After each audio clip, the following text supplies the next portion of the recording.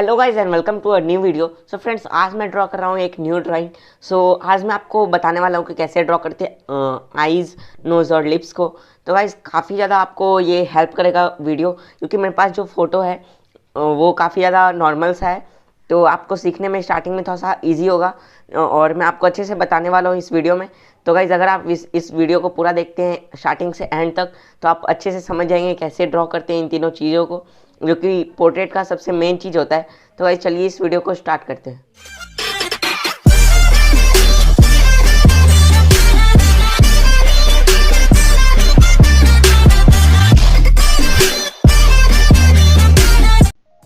So guys मैं यहाँ पे सबसे पहले क्या करूँगा, मैंने तो यहाँ पे थोड़ा सा जो प्यूपिल है उसको ड्रॉ करके रखा था, उसमें थोड़ा सा शेड करके रखा था।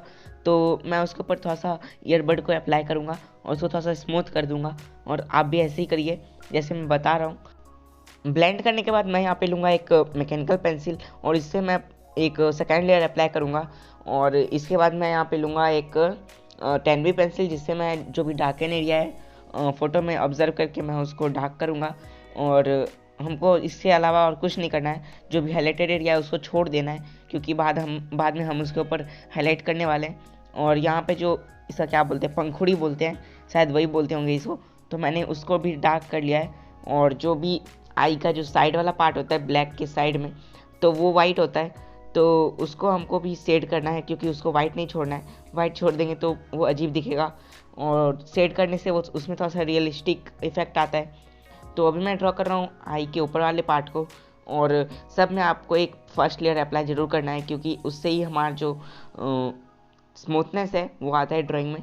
तो मैं वही कर रहा हूँ, और मैंने उसके ऊपर वाले पार्ट को भी ऐसे ही पहले फर्स्ट लेयर अप्लाई किया, और उसके बाद जो भी डार्क एरिया है उसको मैंने सेकंड लेयर अप्लाई करके वहाँ पे सेट किया, और उसके बाद उसको ब्लेंड किया, तो एक स्मूथ रिजल्ट मेरे को मिल गया।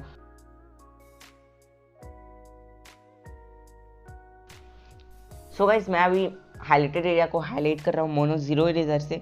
और अगर आपके पास ये नहीं है तो आप एक रबर को काट के भी कर सकते हैं, लेकिन अगर आप ये परचेज़ कर लेते हैं तो इसका काफ़ी अच्छा यूज़ है। आप हेयर्स में हाईलाइट भी कर सकते हैं, और जो भी फेस पे डिटेलिंग होता है उसको भी आप कर सकते हैं। तो काफ़ी अच्छा टूल है। मैंने इसको थोड़े दिन पहले ही ख़रीदा था, तो काफ़ी अच्छा लगा मुझे। और अभी मैं जो एकदम एक्सट्रीम हाईलाइट एरिया है उसको मैंने हाईलाइट कर दिया, और जिससे कि उसमें रियलिस्टिक इफ़ेक्ट आ गया है। तो अभी मैं ड्रॉ करूँगा आईब्रो को, और आईब्रो में मैं यहाँ पे सबसे पहले क्या करूँगा, जो आउटलाइन होता है, जो हमारे आईब्रो के फर्स होते हैं उनको मैं ड्रॉ करूँगा। और यहाँ पे मैं हल्के हल्के लाइंस को ड्रॉ करूँगा, और ज़्यादा हमको प्रेशर अप्लाई नहीं करना है, एकदम हल्का हल्का हाथों से करना है, क्योंकि इसके ऊपर हमको और भी अभी लेयर्स चढ़ाने हैं। तो यहाँ पे मैं इसके बाद उसको ब्लेंड करूँगा, और ब्लेंड आपको पूरा नहीं करना है, एकदम लाइट करना है, ताकि जो हमारा जो हेयर का स्ट्रक्चर है वो पूरा ब्लेंड ना हो जाए पेपर के साथ। अभी मैं सेकेंड लेयर अप्लाई करूँगा, और जो मैंने पहली बार जो पेंसिल यूज़ किया था उसी को, और थोड़ा सा डार्क प्रेशर के साथ, और उसको भी मैंने ब्लेंड कर दिया।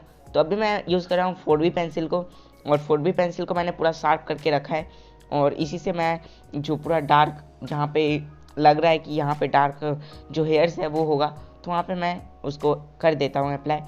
और यहाँ पे देख सकते हैं अभी मैं ड्रॉ कर रहा हूँ दूसरे आई को, और दूसरे आई में भी जो मैंने फर्स्ट आई में किया था वही मैं सेकेंड आई में भी करूँगा शेडिंग। तो खाली एंगल चेंज होगा और कुछ नहीं होगा। तो गाइस मेरा सेकेंड आई भी कंप्लीट हो चुका है, देख सकते हैं कितना फास्ट कर रहा हूँ मैं। तो अभी मैं यहाँ पे ड्रॉ कर रहा हूँ नोज़ को, और नोज़ में आपको क्या करना है, पहले तो एक ब्रश लेना है जिसमें ग्रेफाइट लगा हो, और उससे पूरा जो नोज़ है उसके ऊपर फर्स्ट लेयर अप्लाई कर देना है। इससे आपको समझ आएगा कि नोज़ का जो क्या बोलते हैं उसको स्ट्रक्चर है वो कैसा है। और इसके बाद मैं यहाँ पे सेकेंड लेयर अप्लाई करूँगा पूरे नोज़ में ही, तो इससे जो हमारा एक स्मूथ रिज़ल्ट है वो आ जाएगा, और इसको भी मैं ब्लेंड कर लूँगा अच्छे से। तो आप भी यही करिए, आपका भी अच्छा बनेगा ड्राइंग। और गाइज़ मैं यहाँ पे बोल रहा हूँ, अगर आप इस वीडियो को देख लेंगे तो आपको नहीं आ जाएगा ये ड्राइंग, आप समझ पाएंगे कि कैसे करते हैं, लेकिन अब जब आप करेंगे तभी आपको समझ आएगा कि कैसे करना है। तो आप ज़रूर ट्राई करें। ये मैं बहुत ही इजी मेथड से बताया हूँ, और काफ़ी ज़्यादा सिंपल जो है, फेस भी सामने में था और सिंपल है, हर चीज़ जो लाइट है वो ठीक से आ रहा है, तो आप अच्छे से समझ पाएंगे। तो गाइस अभी मैं ड्रॉ कर रहा हूँ लिप्स को, और लिप्स में मैं यहाँ पे फर्स्ट लेयर अप्लाई करूँगा, वो भी ब्रश के साथ, ताकि जो हमारा स्मूथ जो लिप्स होता है वो ड्रॉ हो जाए।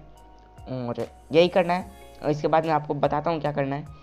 तो अभी मैं एक मैकेनिकल पेंसिल लिया हूँ और इससे मैं यहाँ पे फर्स्ट लेयर को अप्लाई कर दिया, सॉरी सेकेंड लेयर को, और इसको मैं ब्लेंड कर दूंगा। तो आपको लिप्स में भी लेयर बाय लेयर काम करना है ताकि जो आपका लिप्स जो है वो रियलिस्टिक दिख पाए। और आप ये करेंगे तो आपको अच्छे से समझ आएगा, देख के आपको समझ नहीं आएगा तो आप ज़रूर ट्राई करिए इसको करने का, और पूरा टाइम दीजिए इसमें ताकि आप अच्छे से समझ पाएँ कि कैसे करते हैं हर एक चीज़ को, हर एक डिटेलिंग को कैसे डालते हैं। एक्सपीरियंस आप करेंगे तो भी आपको पता चलेगा। तो अभी मैं नीचे वाले लिप्स को ड्रॉ कर रहा हूँ, और आपको पता होगा कि नीचे वाला लिप्स है वो ऊपर वाले लिप्स से थोड़ा सा लाइट ही होता है। तो मैं यहाँ पे फर्स्ट लेयर वैसे ही अप्लाई करूँगा ब्रश के साथ, और यहाँ पे मैं एक जो बेस लेयर होता है वो मैंने अप्लाई कर लिया है। तो अभी मैं डाल रहा हूँ इसके ऊपर पेंसिल का लेयर, जिससे कि ये थोड़ा सा डार्क हो जाए, और मैं पेंसिल के लेयर के साथ थोड़ा सा इसको ब्लेंड भी करूँगा ताकि जो स्मूथ रिज़ल्ट है वो हमारा आ जाए। तो अभी मैं यहाँ पे थोड़ा सा डिटेलिंग डालूँगा ब्लेंड करने के बाद। तो डिटेलिंग डालने के लिए मैं यहाँ पे मैकेनिकल पेंसिल का यूज़ कर रहा हूँ, आप वुडन पेंसिल का भी यूज़ कर सकते हो, उसको अच्छे से शार्प करके। डिटेलिंग डालने के बाद मैं यहाँ पे हाईलाइट कर दिया हूँ। हाईलाइट के लिए मैं यहाँ पे सॉफ्ट हाईलाइट था तो इसके लिए मैं नीटेबल इरेजर का यूज़ किया हूँ यहाँ पे, तो आप भी उसका यूज़ कर सकते हैं। तो गाइज़ हमारे जो यहाँ पे ट्यूटोरियल है वो ख़त्म हो गया है। तो अगर आपको ये वीडियो अच्छा लगता है या फिर ये ट्यूटोरियल आपको थोड़ा सा ही हेल्प किया है आर्ट के जर्नी में आगे बढ़ने में, तो गाइज़ प्लीज़ इस वीडियो को एक लाइक ज़रूर करिएगा और मेरे चैनल को सब्सक्राइब ज़रूर करिएगा, जिससे कि आप मैं अगर आगे ऐसे ही वीडियोस लाता हूँ ट्यूटोरियल वाले वीडियोस तो आप इससे वो मिस नहीं करेंगे और आप हर चीज़ को सीख पाएंगे। तो गाइज़ मिलते हैं नेक्स्ट वीडियो में, तब तक के लिए बाय।